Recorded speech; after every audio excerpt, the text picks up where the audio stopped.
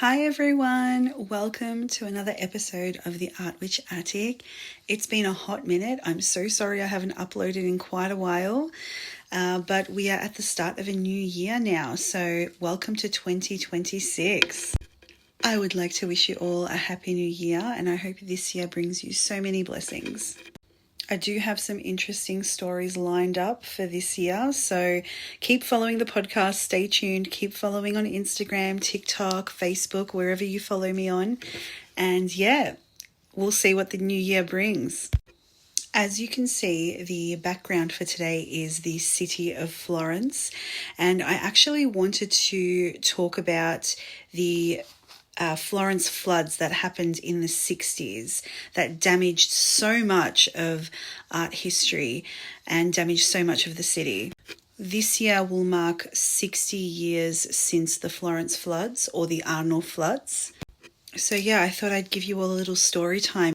I think it's one of those stories that's really important to know because we did lose so much of history during the floods, but we're lucky enough that the mud angels, which I will get into later, did help and helped us save a lot of art history.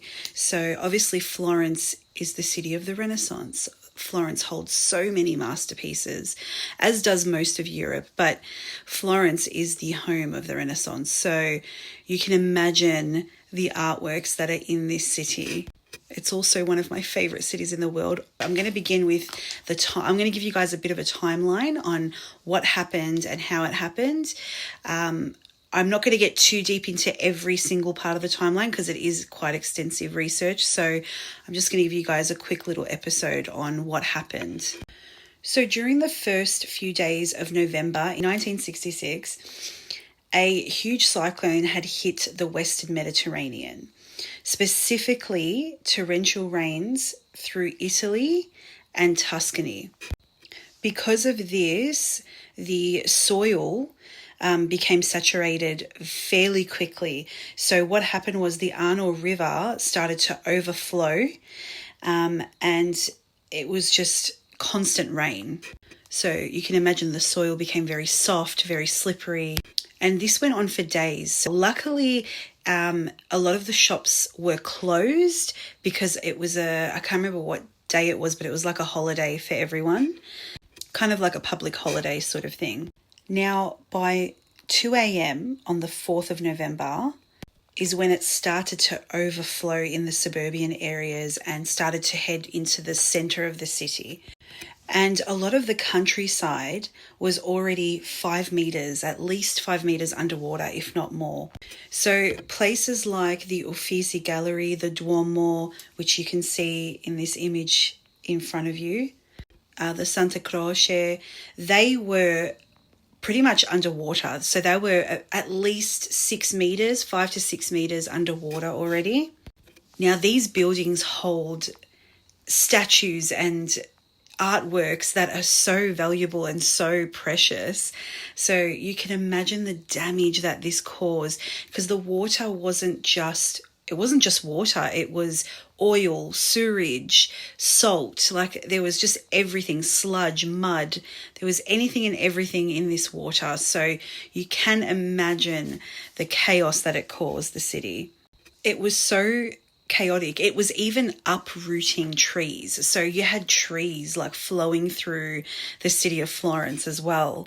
Because the streets are quite small, because they're little medieval pathways, right? So it made the water flow even faster, because there's obviously less space for the water to flow through and to sort of spread.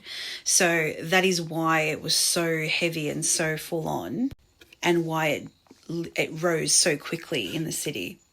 And this was considered one of the worst floods since the 16th century. So museums, churches, libraries, the National Library was quite damaged, and thousands of manuscripts, books, statues, sculptures, paintings were completely damaged.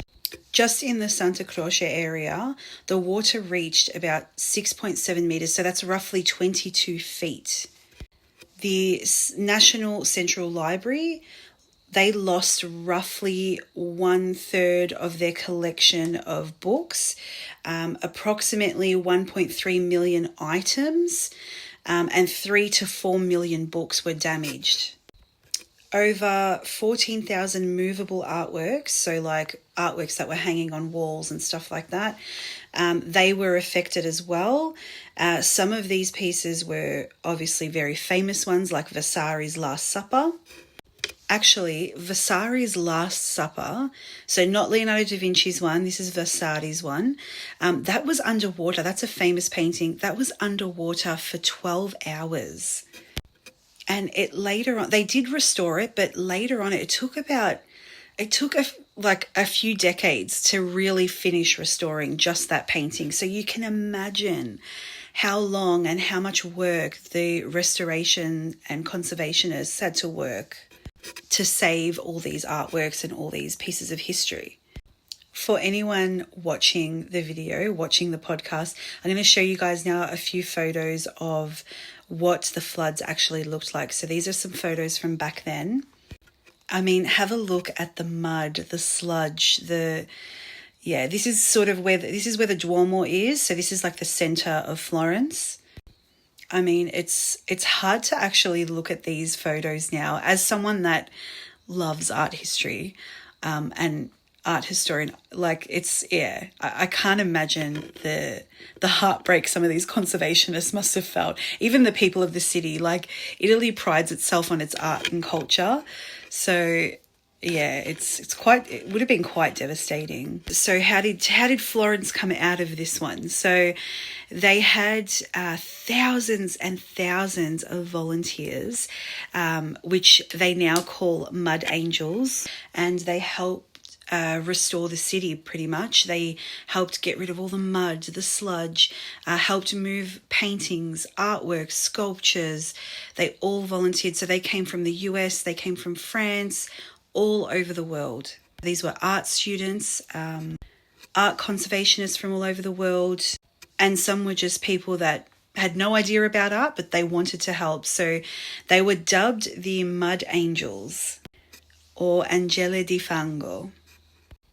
As you can see in this image, there are volunteers like pushing all the water and sludge out of the buildings. It took a good, I would say, year, like several months to a year, to really clean out the city just of the mud and the water. In this image, they're actually at the National Library, so they're saving as many books as they can. But the National Library did lose quite a bit of books to the damage. And the Mud Angels would make like a human chain where they would just sort of pass everything through, pass all these books through to each other, and just slowly get everything out of the buildings. Some volunteers only stayed for a few weeks, some stayed for the full year, some stayed for a few months, but the city was fully functional again within a few weeks of the actual cleanup. I don't know if you guys remember, a couple years ago I did a video of the Santa Maria Novella perfumes, especially we were talking about Catherine Medici's perfume. The video is actually in my LinkedIn tree. I did the video with my cousin, the Sentinel. He's on YouTube. Go and check him out. Amazing stuff. So we did a video on Catherine Medici's perfume, which is made by Santa Maria Novella, which is in Florence, a perfumery in Florence. And they've been running since 1221, so a very, very long time. Centuries. We actually do have a Santa Maria Novella store in Melbourne, so if you want to go visit it, it's in the Block Arcade. Anyway, why I'm saying this is because Santa Maria Novella actually dedicated a perfume and created a perfume in honor of the Mud Angels, and they named it Angeli di Firenze, so the Angels of Florence. And it is to honor all the people and volunteers that came to help the city. It's actually quite a beautiful fragrance. I do have a little sample of it. So guys, that is the story of the Florence Floods. And yeah, I hope you guys enjoyed this episode. You stay tuned for the next one, because the next one's going to be interesting. Thank you for watching. Thank you for listening. I hope you guys enjoyed, and I'll see you on the next episode.